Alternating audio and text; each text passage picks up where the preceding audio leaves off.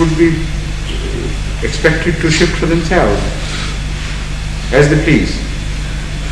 So the foundation of class society is laid not only after the death, but when the marriage was convened, because it was convened under a special religious system.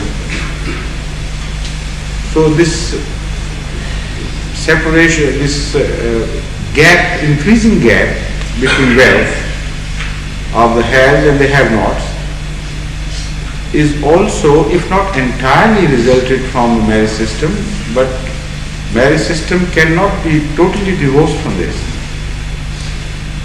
It has a definite role to play in this. In Christian society, that we know positively. It does. And ultimate accumulation of wealth in few hands, to which the marriage system has also contributed, turns into haves and have-nots to a degree where communism is a logical consequence. So the division of the two worlds and the future possibilities of fights and world wars and the ultimate destruction perhaps of all the human achievements. But that is just broadly speaking what happens. Within the marriage, ordinary marriage life, there is lack of so many things because of their lack in the teachings of that religion. So many things which would prevent certain tragedies, so many things which would add pleasure to one's life, they are totally lacking. Because that religion was limited in its approach, was primitive as compared to Islam, for instance. So it spoke so little about ordinary life, daily life, and the household life, and responsibilities and obligations of man and wife.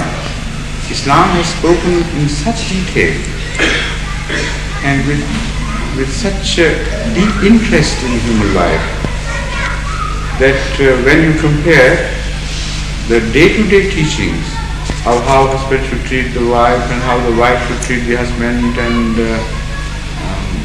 all the other concomitant teachings regarding rights and obligations, I mean, it would take hours to describe what Islam expects. And the effect is very deep if a person abides by Islamic teachings, of course.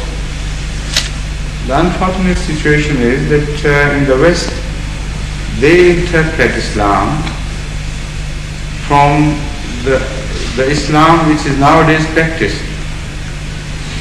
And they think this is Islamic marriage as found in Pakistan, as found in Arabia, as found in Iran, as found in some of the countries. But that is wrong. If these were really Islamic marriages, they should have been a similarity, unanimity, which is non-existent. In all these so-called Muslim countries, the marriage system in practice, though the marriage ceremony is the same, but the marriage system is different and the marriage teaching is different. They are influenced by the local cultures. So it's wrong to call it an Islamic marriage. This is why so many failures. But in Islamic marriage, if you really stick to the Islamic teachings, the marriage would be a completely different thing. A heaven on earth it would be. And again, the marriage of a religion has other economic effects. And it's not a very limited affair to one's household. The whole economy is influenced, and also the suffering and happiness depends on that system too. The other day, a group of ladies came here, and this, not directly this question, but some similar question was asked, where I told them that in the Islamic system of marriage, the wife is not responsible for the maintenance of the family.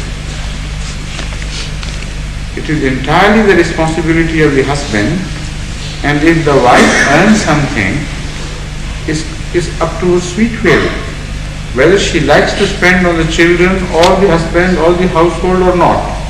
The husband has nothing whatsoever to do with it. The result is that she is free to look after the household. She is free to look after the upbringing of the children.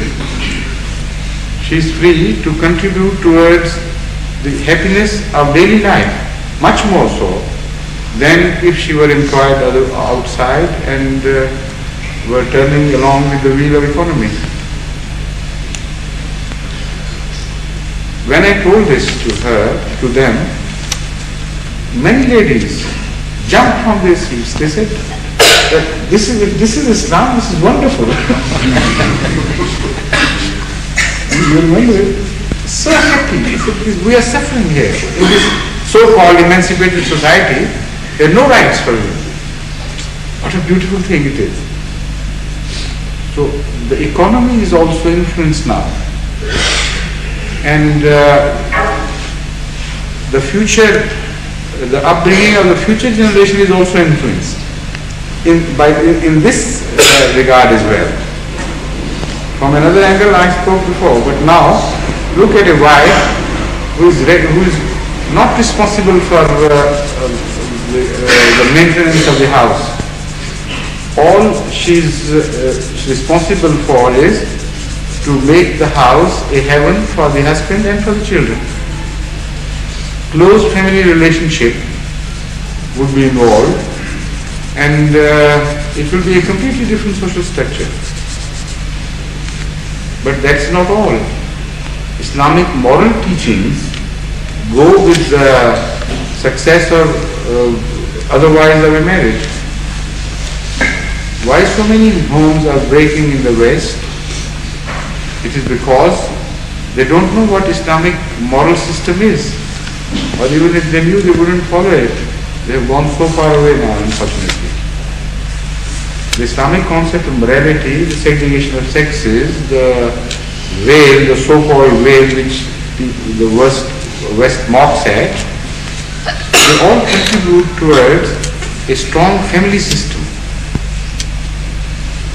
Woman has certain obligations. She can show her ornaments and her beauties, her charms, to her husband and to those who look at her differently, like brothers and uncles and things. But she cannot show her charms to the outside world. So she doesn't become a focus of attention for other eyes. The whole social system which develops from this is so different from the Western social system that as if they belong to antiquities. No common features between them. According to Islamic system, the world should be ready with all her charms while within the house. When she goes out, she must go out and walk out as a plain woman who does not want to attract anybody. In the Western system, it is exactly the opposite. While in the house, she doesn't care how she looks like, shabby and everything. Suddenly, if a guest comes, she says, "Oh, let me prepare first, just a moment." But the moment she walks out for shopping or to the street for any other purpose, she would make up and look after herself and see if she looks charming and attractive or not. So she attracts those who are not concerned with her much more than those who are concerned with her, because this is the teaching. I mean, the lack of teaching in the system. In Islam, her sanctity is respected. It is seen that her chastity is not violated even by eyes, by stray looks and evil men.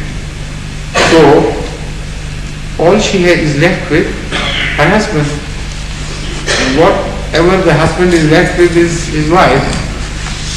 So willy-nilly they have to be attracted to each other and cope with each other, because the outside society does not encourage them at all.